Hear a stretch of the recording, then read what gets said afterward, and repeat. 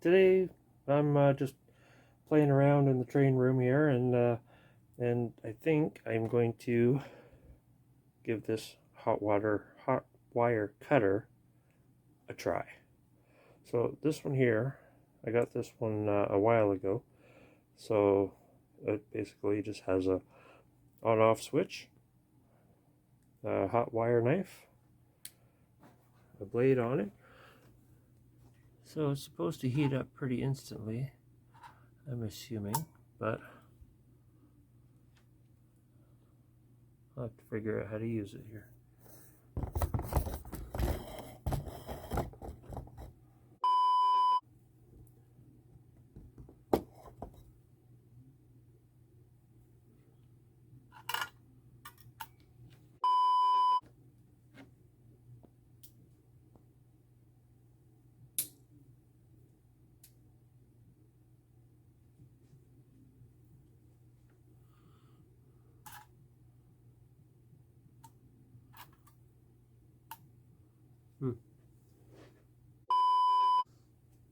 Oh, it's working now.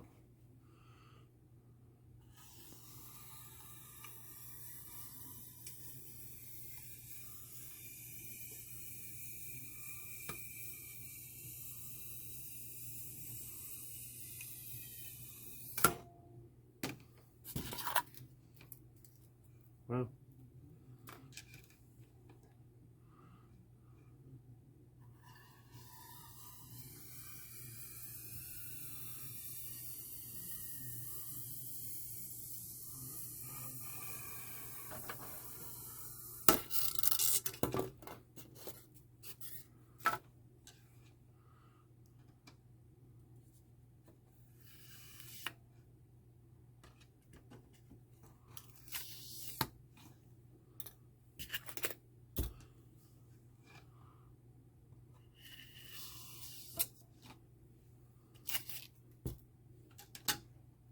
oh, that's actually kind of neat.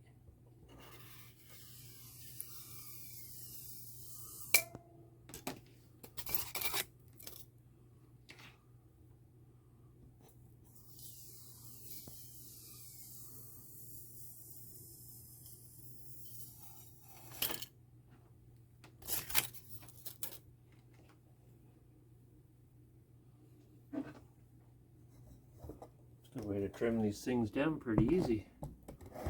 So let's try it on this one here.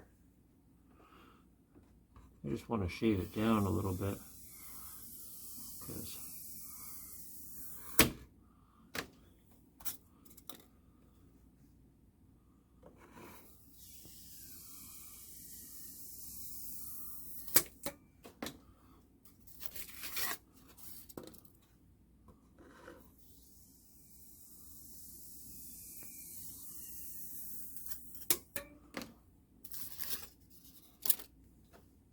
definitely cuts back on the mess.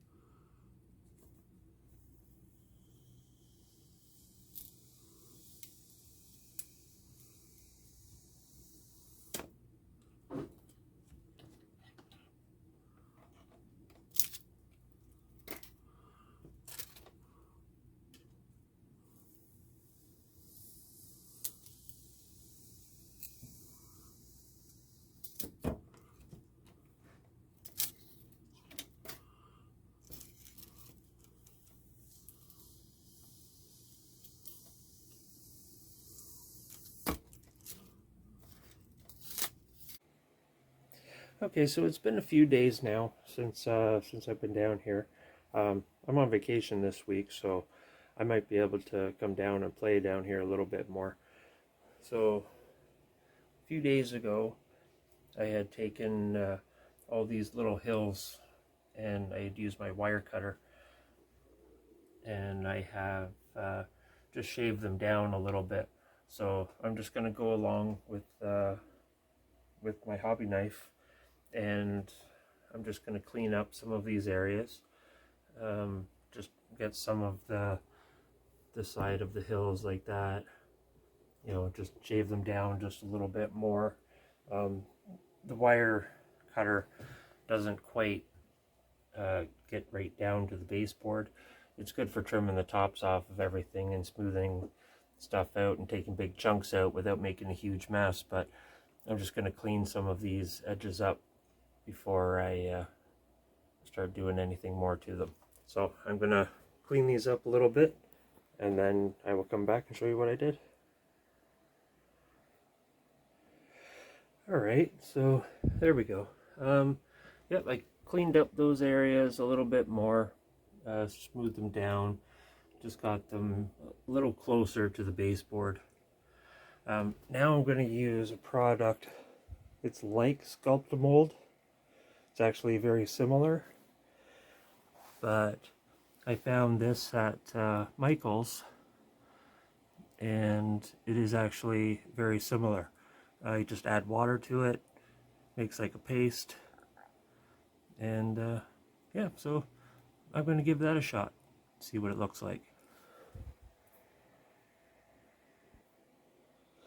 Now, before I add water to this, I thought maybe I'd give you a quick look at what it actually looks like. So it is just very, very fine. Looks like shaved up paper and powder. So it says in there, add 5 parts water to 1 part of this stuff.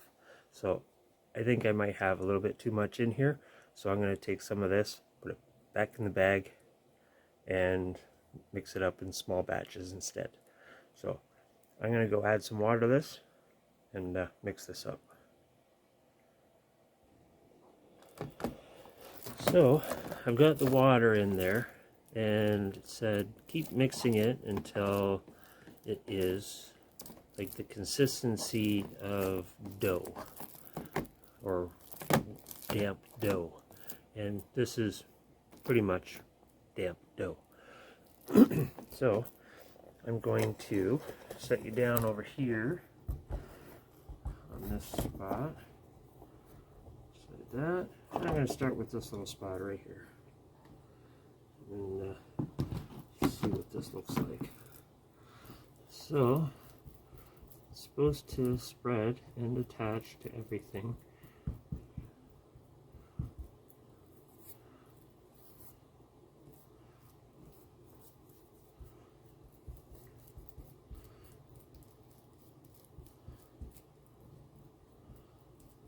And then as it dries, you should be able to manipulate it a little bit more and spread it out. So I don't know what the difference is between Sculptamold and this stuff, but I have never used either before, so this is a completely new experience to me as well. So we'll see what it looks like afterwards. So, and if I don't like it, then I'll just cover it up with some ground cover and make it work. So instead of boring you to death by watching me play with this paste, I'm going to go ahead. I'm going to do these other areas, and then I'll come back and show you what it looks like. Okay, everybody, I'm back. So this stuff is not the easiest stuff in the world to work with. I'm sure Sculptamold sticks a lot easier, but for the cost of it, which was only like I think $16 for the whole bag, and by the looks of it, it's going to go a long way. I think that piece there, I might just remove it altogether, and just put a fence up in there or something. But you know, it does it does work in. You gotta, you know, manipulate it a little bit more. You know, I'm sure if I come back in about an hour and run some water on my fingers, and I can smooth this out a little bit more, but you know, that looks more natural to me anyway, with having imperfections in the ground and everything not smooth, because I'm going to probably put some rocks, like big boulders in there, and smooth it all out. So I'm gonna leave this for here. I'm gonna wait till maybe tomorrow when this dries and check it and see if it's see how well it dried. I might come back in an hour and see if it's if I can manipulate it a little bit more. Then we'll go from there. And then I'll probably come back. I'll paint these hills, probably paint them all green to simulate some ground cover and some grass and whatever, just so I have a base coat on them, and see what we can do from there. So I'm back in the train room again. It's about 24-30 hours later. It's all not quite dry yet, but what I've decided to do is, since it's mostly dry, I decided I was just going to add a coating of paint on top of it, and then blend that all in. Maybe add a little bit of ground cover on top while it's still curing and drying, so that way I can try to do 2 steps at once and see what happens. So I'll start adding some of this paint. I don't want to brush it because it's still kind of damp a little bit. So all I'm going to do is I'm just going to dab this paint over top of it, and then that way I can have a good little base coat under there as well for the ground cover to attach to, and then it can all dry together, and then I'll just do the glue treatment afterwards, and that way I kind of get 2 steps all in one kind of thing. So I'm just going to continue on with this. Just dab all this paint in, and then I'll add some ground cover, blend it all in, and then see what it looks like after that. So I'll continue on with this, and I'll show you what I've updated after that. So I'm just doing a little bit at a time. I'm not going to do the whole thing today. But the way I started off is I just added some coarse turf at the beginning just to get a base. And then with the coarse turf on there so that it sticks really good, now I'm going to add on the fine turf just to get that base layer under there, and then I can add it later. That way the undercoating sticks a lot better, and get those little heavy tufts under there, and then I can add this ground cover on top of that.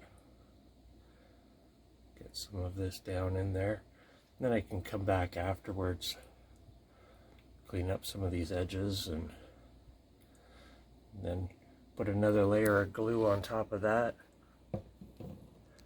and then come back over with a couple other different colors and some other different styles of turf on there, just to get the different varieties in there.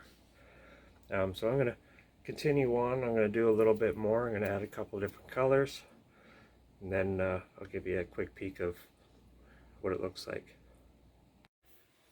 Okay, so just at the moment, this here is just a quick look at what it looks like at the moment with some ground cover on it. I think this is all I'm going to do for today. I'll come back tomorrow and I'll do that corner over there and fix up that centerpiece there. But just so that everybody knows, these are the 4 different ones that I actually used: Flock and Turf, Woodland Scenics, Coarse Turf, Fine Turf. So those are the 4 different colors that and different thicknesses that I've used so far. Just building up the layers, making it look, you know, like it's a little bit rough, not maintained very well. This here, you know, sitting right beside a parking lot, so it doesn't have to be perfect, and it goes into, you know, corners into a bunch of track over there. So, and then I'll add some weed bushes afterwards, you know, once this is dried. So I'll try to continue on either later today and do a little bit more, or I might continue on tomorrow. Hi everybody, I'm back. So it's the next day now, and you know, just taking a quick look at these few spots that I had completed. I think they're actually looking pretty good. They turned out quite well. It took a little bit longer than I thought for that paper mache stuff to dry, which I don't think the Sculptamold takes that long to dry, but in all, I think it actually did a pretty good dry. It's still not 100% dry, but I'm hoping that it does fully dry at some point. But like some of the areas are hard, so I guess it's just the thicker areas that's gonna take a little bit longer to dry, but that's okay. As long as it does what it's supposed to do and it doesn't fall apart on me, because that would kind of suck to have pieces start breaking off. But you know, it was something different. I thought I'd give it a try. It's something I've never done before, but you never know unless you try it. So these are a few of the areas that I completed. I started working on that one, so I'll probably finish that today. That one there, I'm not really sure if I'm going to leave that in there or not. I might just take it out. But this corner back here, this is what I'm going to work on today. So I have another piece of foam. So my idea is I'm going to climb up in back there. I'm going to cut that out, and I'm going to use my wire cutter. I'm going to cut that so that it matches the curve. I'm going to put a slight grade on it, you know, and shave it down a little bit so it's kind of going off into a hill in the countryside. And then I might use some of the fences that I had made. Just put a long around in there, just like it's fencing off part of a yard going to a farmhouse or something like that. So I'm going to climb up in here and I'm going to cut this out, put it in place, do some shaving off with the wire cutter, and get that in place. And I might even be able to do some scenery detail on it and get that corner all finished up, and then start working my way forward again. Okay, so I just used my blade here, and I cut out the angle, so now you can see that that is going to fit right back up in there. It's like that. So I'm going to use my wire cutter, and I'm just going to shave that back just like that, and I'm going to make a slight grade just on that, just so it doesn't look flat in that corner. And I think just a slight grade is all I'm going to need on that. So I'm going to start cutting away at this, and then I'll show you what it looks like after I got it cut and starting to glue it in place. So now that I have this thing, this corner piece all cut out and shaped basically to the grade that I want, now I'm going to climb up in there and glue it in place and put some weights on top of it, let it dry for a few hours before I come back and do some more detailing on it. There we go. Put a couple pins in the corners just to make sure it stays in place. A little bit of white glue underneath it to secure it in place. A weight on top. Good to go. I'll come back in a few hours and play around with this corner some more. Well, it's been about a day and a half, almost 2 days since I was down here, and I put the corner all glued up there. So it's all completely dry now, and even all of the that paper mache stuff is all dry now, and it's pretty hard, so it's not too bad.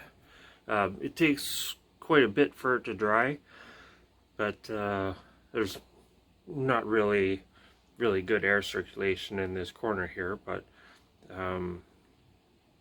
you know, it's still dry nonetheless.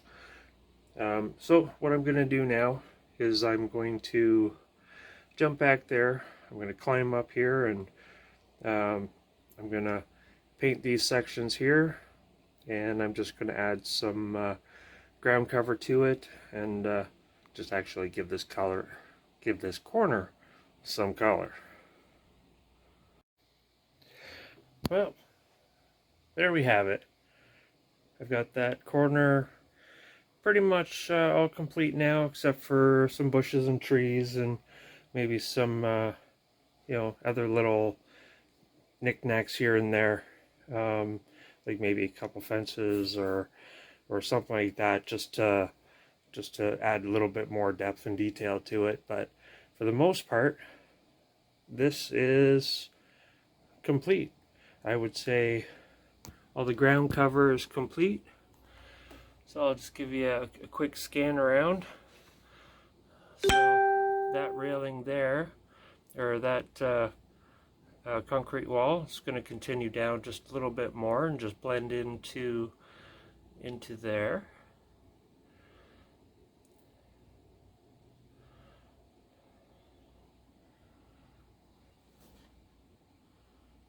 So I'll just give you just a quick scan around just of the areas that I've completed and touched up over the last few days.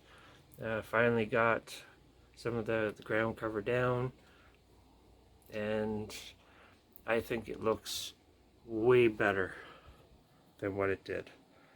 I think that is a massive improvement. So I think I'm going to call this video a wrap for today. I just ask everybody, please hit that subscribe button. Please hit that bell icon for any future videos that I put up. Stay safe, everybody. Take care.